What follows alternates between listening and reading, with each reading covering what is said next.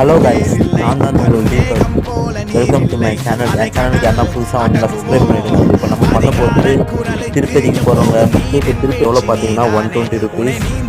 நான் அப்படியே டிக்கெட்டும் கண்டினியூ பண்ணுறேன். இப்போ நம்ம டிக்கெட்டும் எடுத்துட்டோம். டிக்கெட் எடுத்துட்டோன்னுமே நம்ம உள்ளே வந்ததுமே ட்ரெயின் வந்துச்சுங்க. நம்ம இப்போ வாங்க நம்ம அப்படியே பாகுலோடு போவோம் கண்டினியூ பண்ணுறேன்.